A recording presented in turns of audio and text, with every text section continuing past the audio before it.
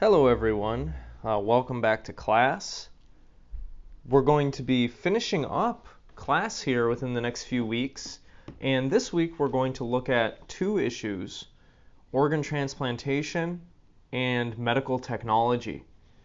Now, I hope you all had a good Thanksgiving break, a good Thanksgiving weekend. Mine was very full. I ended up hosting and doing a bunch of things, so I am pretty tired. I'm pretty wiped out, but I'm going to do my best to try to relay this information to you, talk about some of these issues today. Please forgive me if I am a little slow. I'm going to take some breaks to sip on my coffee as I continue to try to wake up and recharge my energy levels here. Nonetheless, I think this is going to be an interesting topic to look at, especially if we do so through the lenses of the different ethical theories that we've investigated in this class. So, without further ado, let's look at the history and the ethics of organ transplantation. To do so, I asked you to read Albert Jonsen's Ethics of Organ Transplantation, A Brief History. Now, Albert Jonsen died recently, but he is one of the titans of bioethics, one of its founders, actually. And if you look into his work, he has done amazing things to pioneer this field, to discuss the history of some of these various medical practices and changing paradigms, and to relay that to the general public through his short books and essays. Today, more specifically though, we're going to be looking at organ transplantation. And this involves not only the procurement of organs, but also the practice of getting people to donate their organs and transplanting them. So this is an issue that has a lot of different moving parts and ethical considerations. I'm going to start by giving you some general notes on this practice, the history of it, basically. Then we're going to look at the ethics of it, or at least some of the ethical considerations that pop up with this practice. And then we will end the class by discussing some other ethical considerations of organ transplantation that are not discussed in this brief article, some issues that are popping up today in the literature. So, let's begin.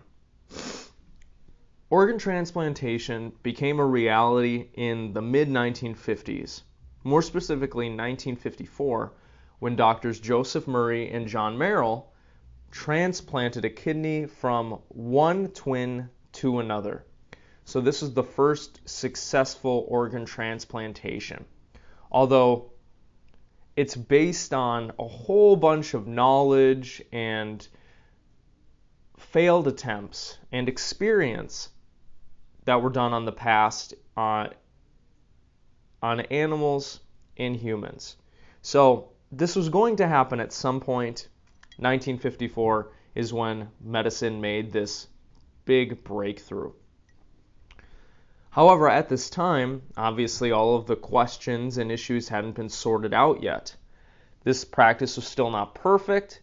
It was still not as understood as it is today.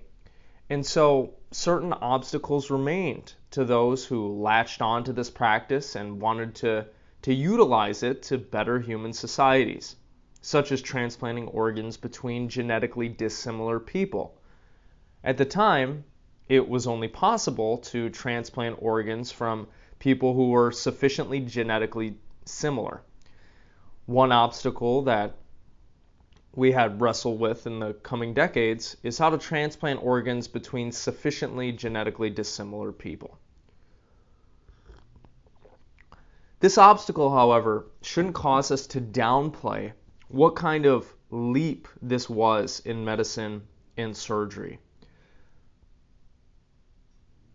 Organ transplantation truly is, and at the time was touted as a miracle.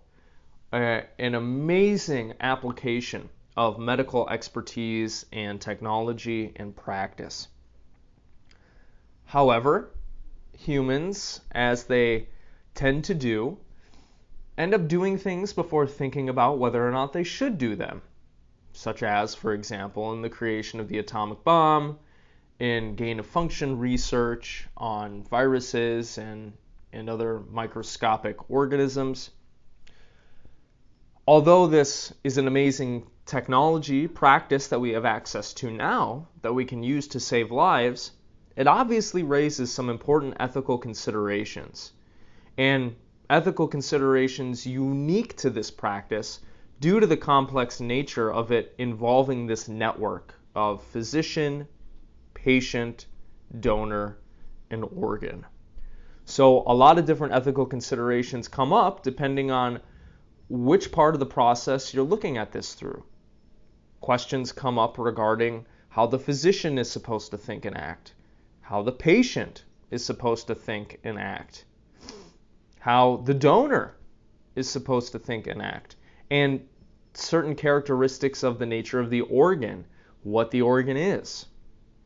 All of these different parts are going to affect the ethics of organ transplantation. And I think Jonsen does a good job of expressing some of the basic ethical considerations that come up due to this practice. At the time, some of these ethical considerations were being considered by those that wanted to practice it and were practicing it. And of course, over time, as doctors and other thinkers and philosophers, bioethicists, thought about this issue, further ethical considerations popped up. For example, is it ethical, you might ask, to take an organ from a healthy body at all, even if it's being used to save somebody else? There are certain ethical considerations with taking a functioning organ out of a healthy person. Is that a good thing to do? Is that justifiable? Well, this is a question they were wrestling with at the time. There was also the important question of how the organs ought to be obtained. If we're looking at somebody who is looking to donate one of their organs and is related to the patient and they're living, how can we obtain that organ without coercing them? So obviously we don't want donors to feel pressured or coerced into giving others their organs. So this is an important question to consider. How can we ethically procure organs from those people who are alive and who have healthy bodies? If we're looking to procure organs from other people who are unrelated to the donor, or unrelated to the patient, rather, how do we do that? Should we offer them money for their organs? Some sort of compensation? Some sort of tax exemption?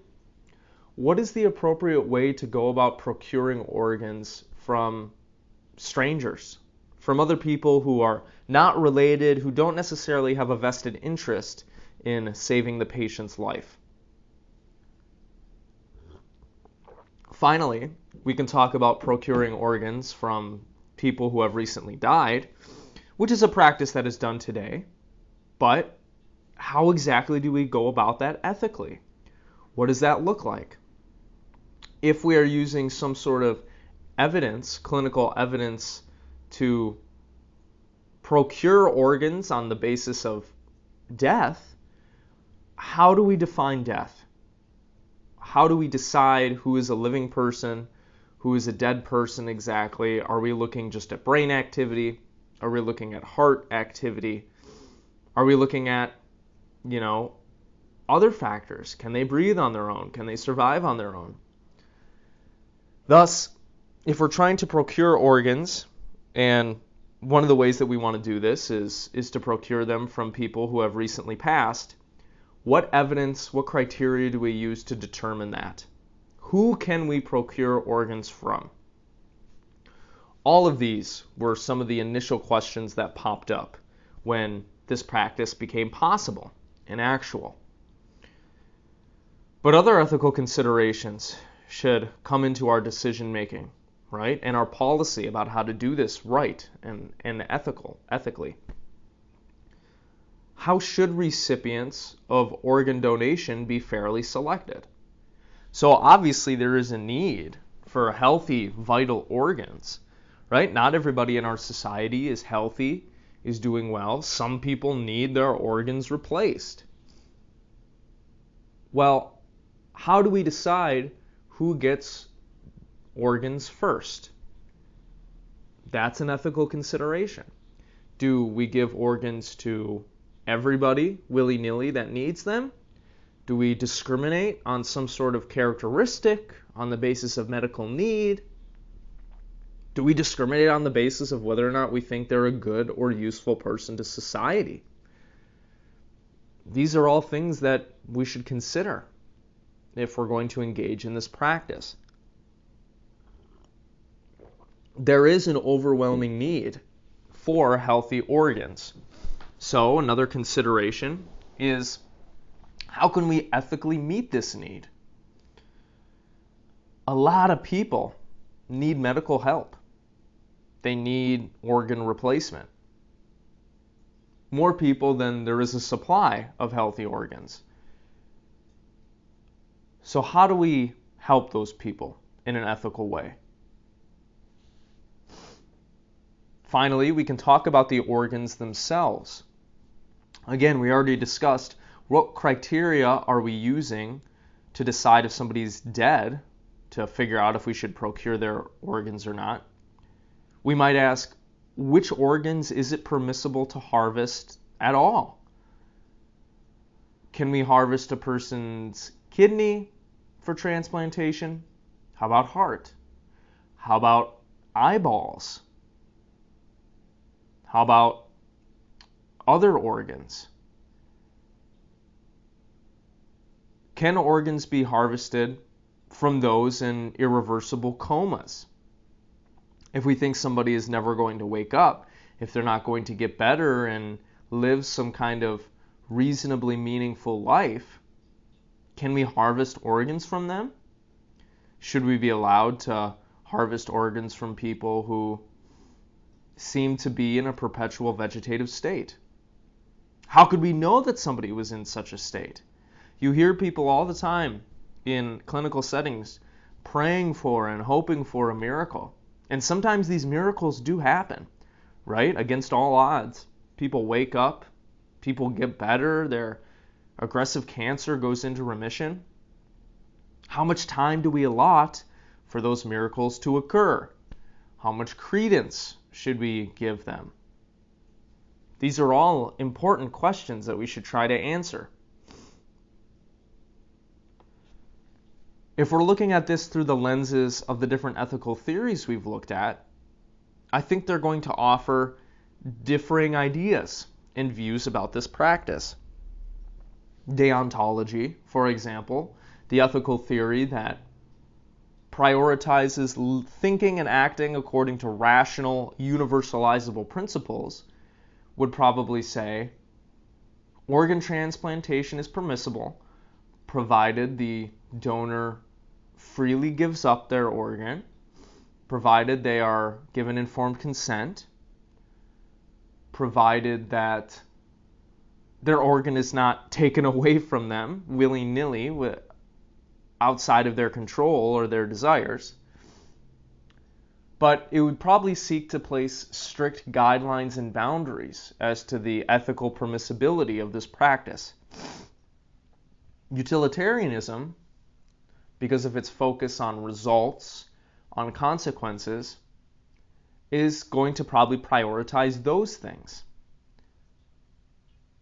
Therefore, it might question whether or not some of the guidelines and principles that deontology wants to adhere to are really necessary or good, or if they're holding us back from meeting this need for healthy organs.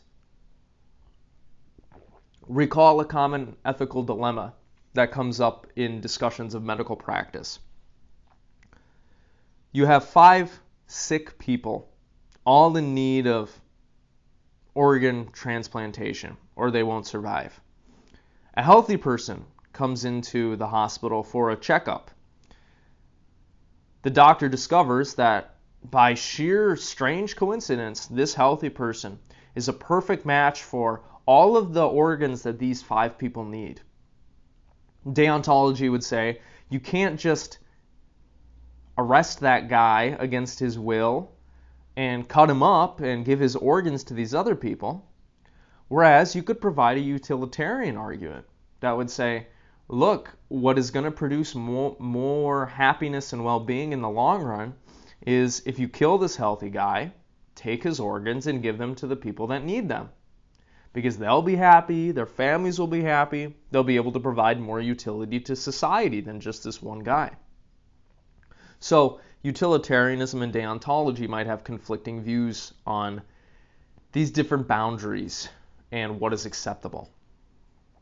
Virtue ethics would take a slightly different angle. Rather than try to answer the question of whether this practice is moral or immoral, it would look at it through the lens of cultivating a virtuous, good, fulfilling life. So it might say that somebody who is happily and generously giving up their organ to somebody else is doing a virtuous thing, but it might say that we should strive to be the kinds of people that are going to take care of their bodies and are not going to require an organ transplantation in the future. So it might try to hold us to some sort of standard of self-care and self-maintenance so that we could diminish the need for organ transplantation over time. Liberal individualism, of course, is going to prioritize the rights of individuals. It's going to say you can't take somebody's organ without their consent, without their permission. You can't just lock people up, kill them, and steal their organs. That would be violating their individual rights. Whereas communitarianism would prioritize not so much the rights of individuals, but the needs of the wider community.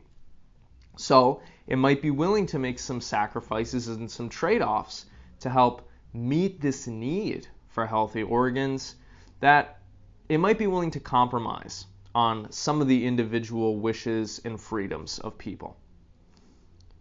In any case, in your own time, try to look at this practice and all of its different features through the lenses of these different ethical theories and see what they would recommend.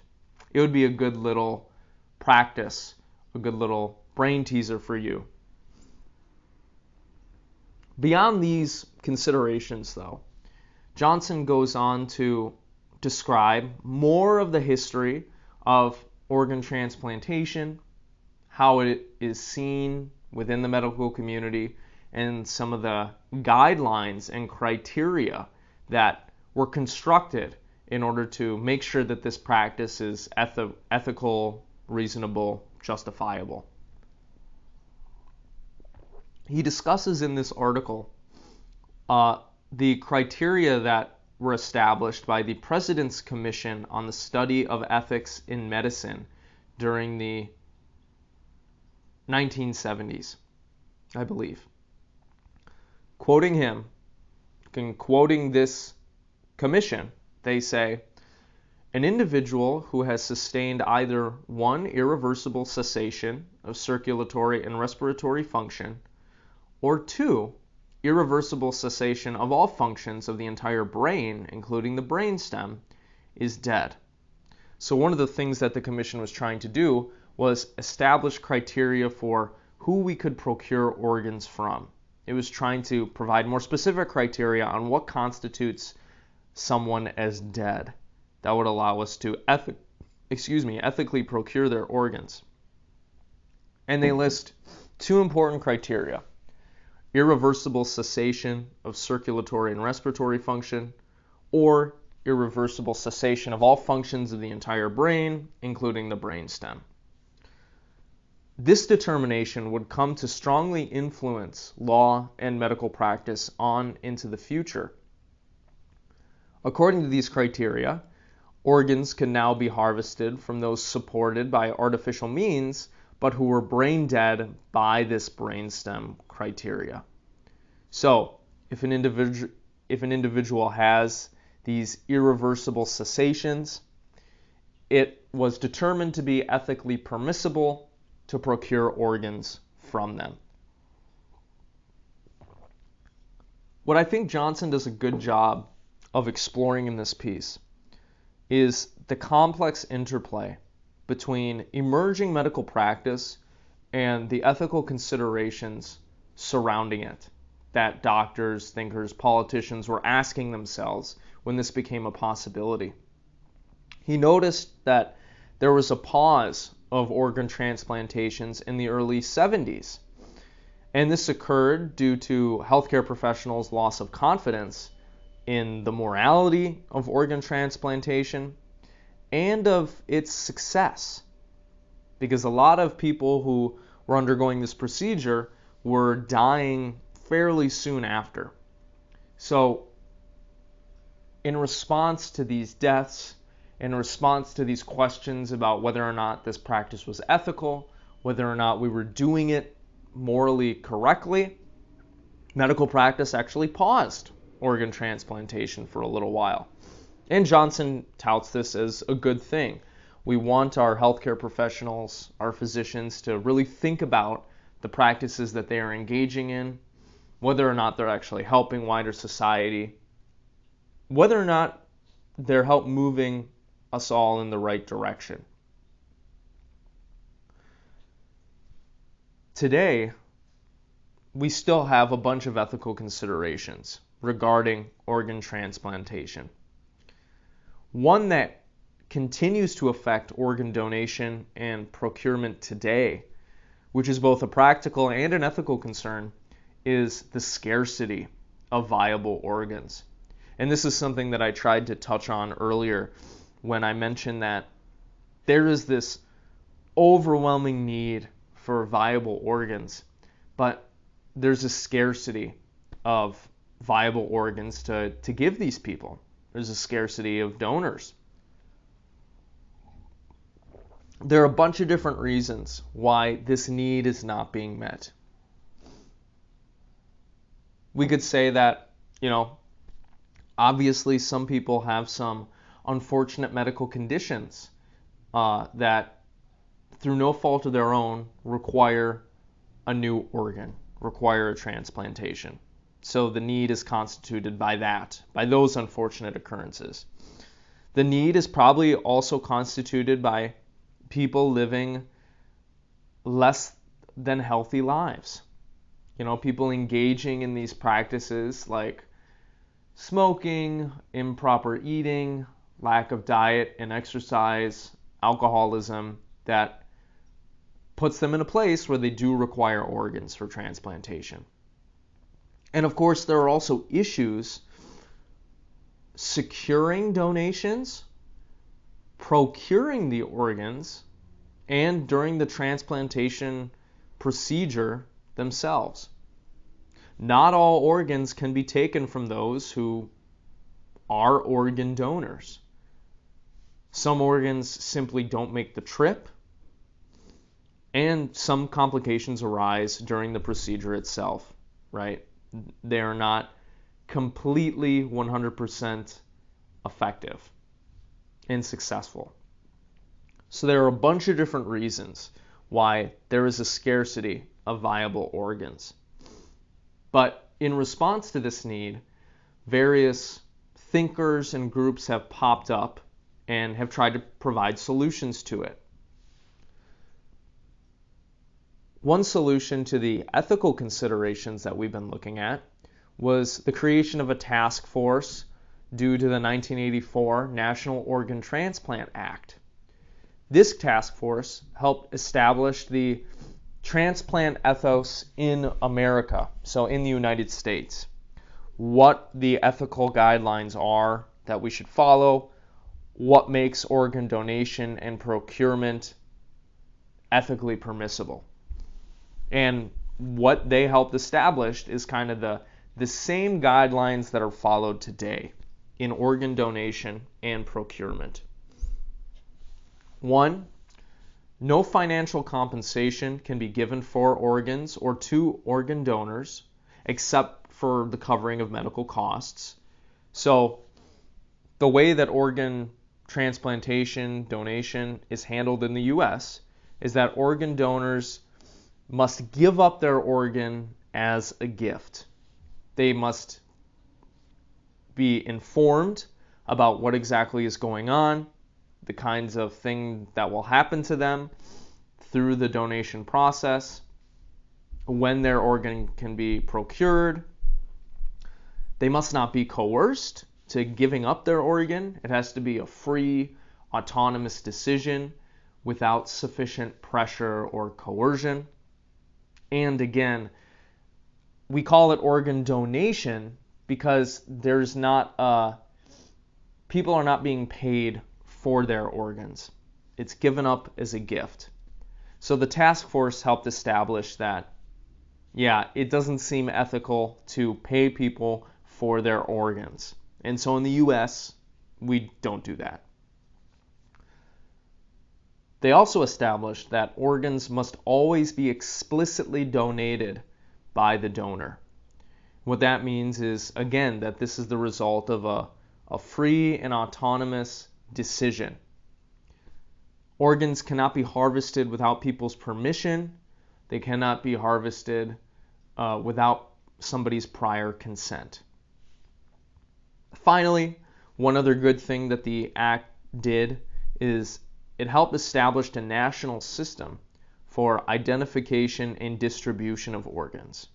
So now we have these systems and structures in place that can provide us with good knowledge on who is an organ donor, what kind of organs perhaps they're willing to give up, when it is possible for those organs to be procured, who needs organs, how badly they need them, etc. And this identification and distribution system was set up on the basis of medical need, and it utilizes a wait list.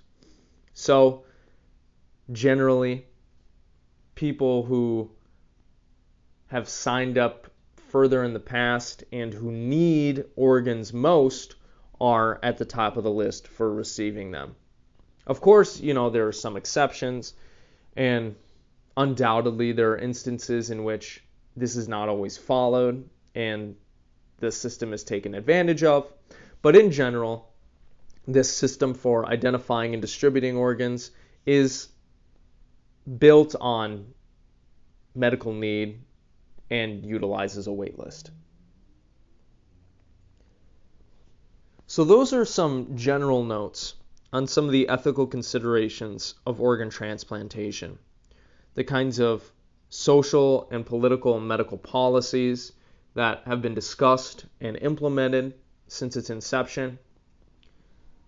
I'd like to end this lecture by just going over some other ethical considerations of organ transplantation that are not covered explicitly in Jonsen's piece. And these are some issues that you will see pop up in the contemporary literature and issues that you may have heard about or discussed with others in your practice.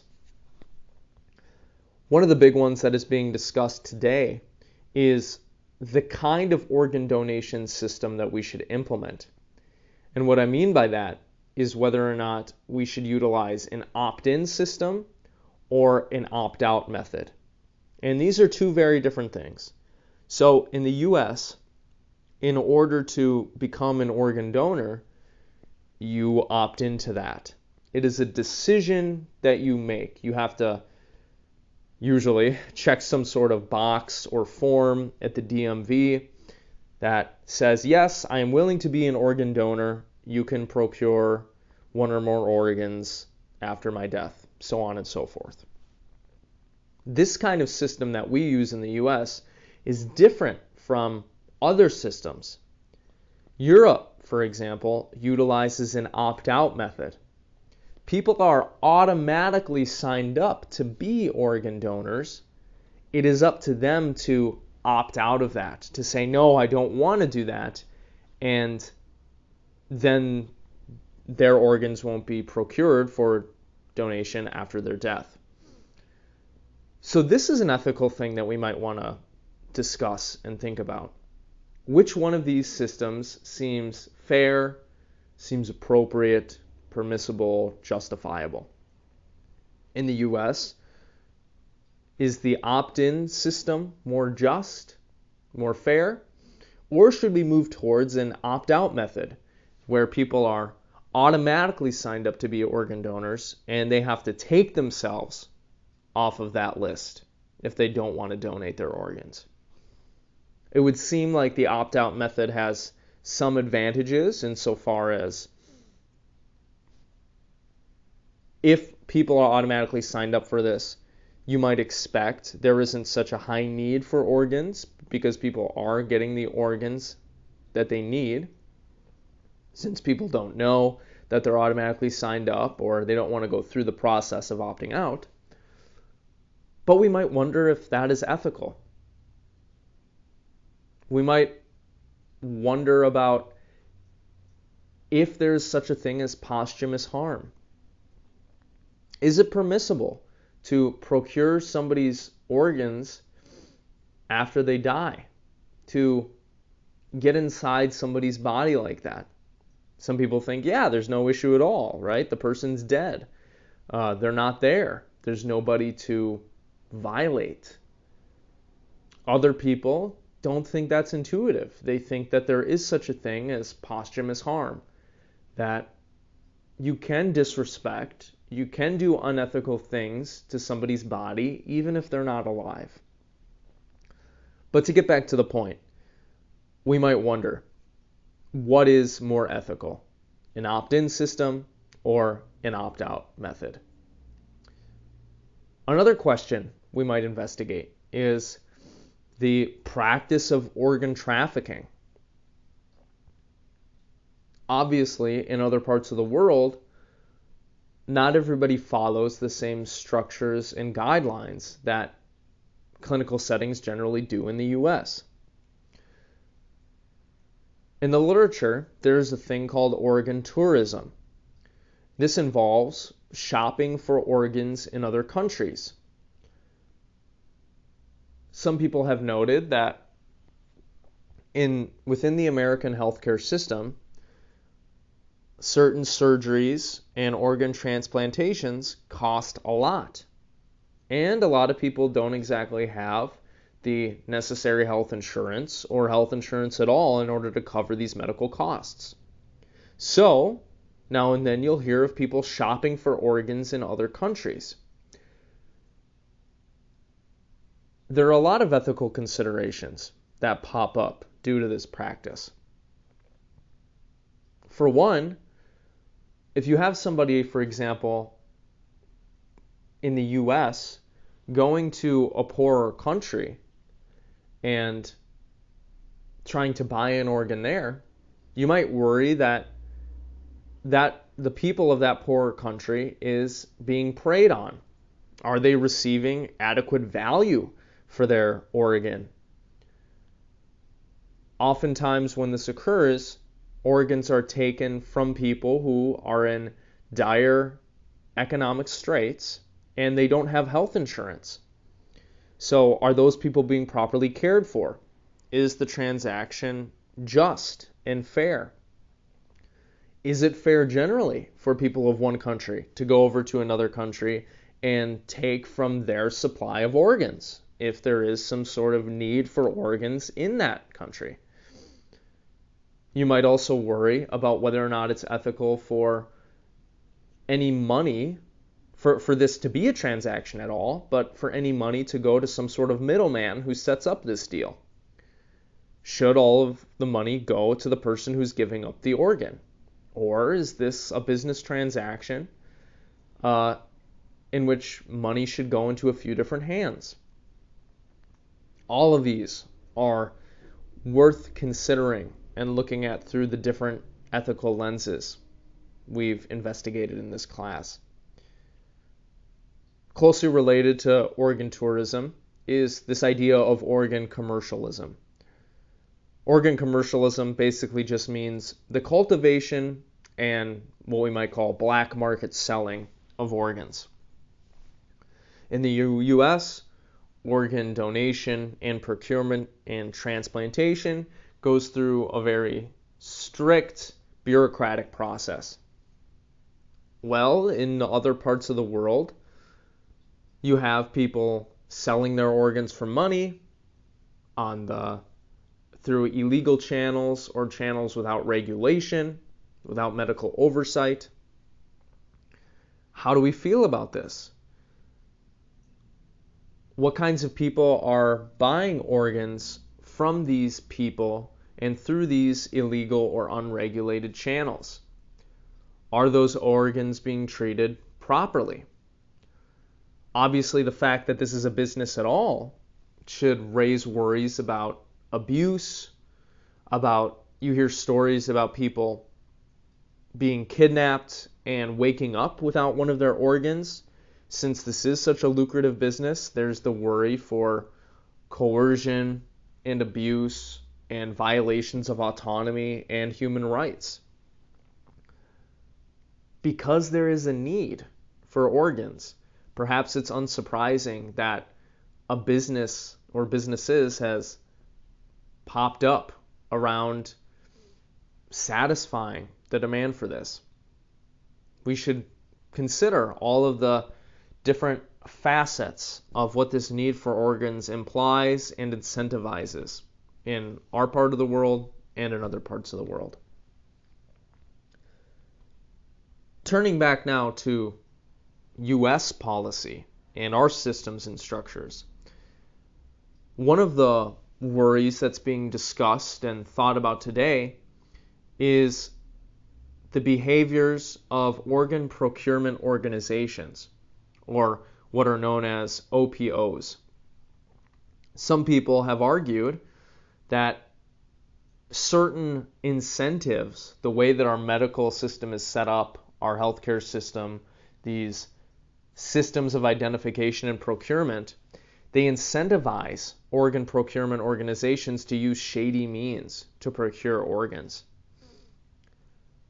One thing that has recently happened within U.S. society is, in order for OPOs to, stay alive, in order for them not to be shut down, they now need to meet a certain threshold of organ procurements. Obviously, this can lead to perverse incentives. This can lead to some shady practices in order to procure organs. If an OPO is at threat of dissolving because now they need to meet a certain threshold of procuring so many organs, you might expect that that organization might turn to some unethical practice in order to meet that threshold, so that their organization doesn't dissolve, so that people don't lose their jobs. Now what we see is various OPOs competing with each other to avoid the dissolution of their organization, of their institution. Another issue that we see is that the way that organ donation occurs in the U.S. is it needs to go through first-person authorization. And a lot of people, it seems, who sign up to be organ donors by, for example, checking that box when you renew your license, like I was talking about before, they don't really understand what it is that they're consenting to. So we might worry that a lot of people who are donating organs in the U.S., or who are signing up to be organ donors, I should say, are not being given informed consent. They don't really know what they're consenting to. And the fact that first-person authorization is leaned on so heavily is causing families to experience a lot of distress and heartache over OPOs coming in and procuring somebody's organs against the family's wishes. This is something that my friend who works as an ethicist has seen and read about. Procurement of organs now is subject to all of these different pressures and incentives. And in cases in which the family doesn't want, the person to come in and take their dead loved one's organs, that can cause a lot of conflict and heartache. Finally, one of the ethical considerations that is a hot topic right now is what's called non-thermic reperfusion, or NRP.